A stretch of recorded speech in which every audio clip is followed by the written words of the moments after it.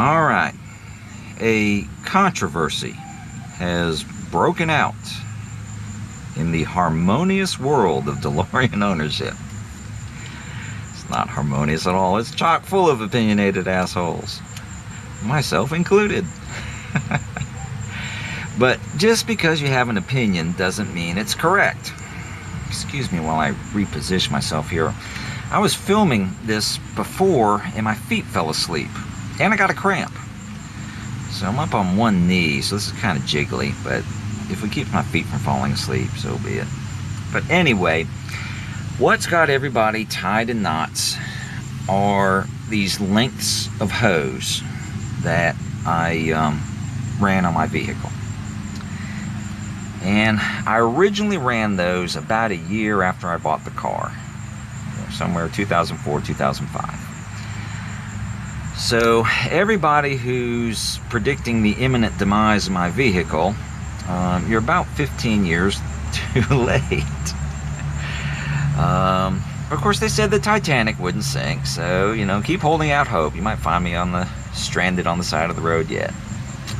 But anyway, as built, these little cars have 1,000,001 aluminum pipe sections that join the engine in the back of the car to the radiator in the front of the car. They have 1,000,001 pipe sections and 1,000,002 hose clamps. And it's just absolute madness. Like this here. This was originally a piece of aluminum pipe that went here. And it's very difficult to get lined up with the radiator, the lower hose outlet on the radiator. If you don't have an aluminum side channel on your crumple extension, it rattles and bangs and chips up all the epoxy. It has, this is the bleeder for the radiator. This is supposed to bleed air out of your radiator so you don't have air trapped in your radiator. And from the factory, there's a little nipple on this piece of pipe, and then a little hose went down to the nipple, and the idea is that it would automatically bleed the air out of the radiator. And it doesn't work worth 2 cents. So what people end up doing is laying down on the ground, and they pull this piece of hose off. If they can keep from breaking the barb off, there are people who've pulled that hose off and had the barb come off with it. Anyway, if you can keep that from happening, then you get coolant all over yourself and bleed the air out, put the piece of hose back on it. Or they rig up this mass of plumbing. It looks like the engine room on a ship or something. It has all these T's and barbs and valves, and they open the valve to let the air out, and then they close the valve.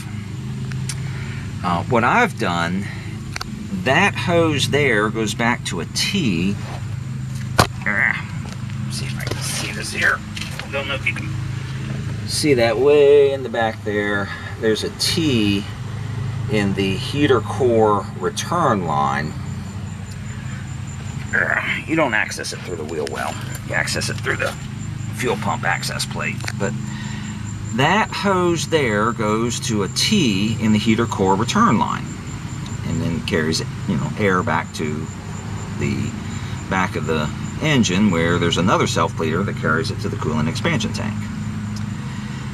And while we're on the subject of self-bleeders, there are these purists who oh, self-bleeders are terrible, you shouldn't have self-bleeders. The cars were built with a self-bleeder.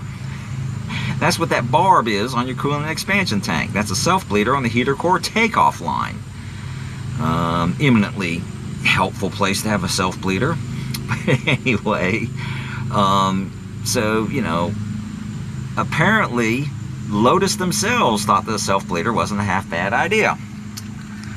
But that's my heater core self-bleeder for the radiator.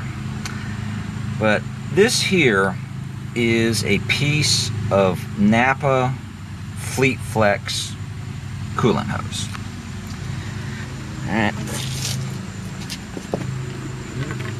This green stripe hose, this is usually what you're going to find from Granger, McMaster, various industrial suppliers. And you know, it's good hose. Don't get me wrong, but it's very bendy and very kinky. It's not particularly durable, or kink resistant, I should say. And you know, I do have to make an S-shaped bend up like that. So this is Napa Fleet Flex hose, and this is made for truck drivers. Okay, that's their primary market, is truck drivers. You know, people that need their vehicle to be durable, you know, for hundreds of miles a day, day after day. And this is very kink resistant stuff. Very, very kink resistant. I think we can get it to kink here. There it goes. You see it starting to kink? Very kink resistant stuff.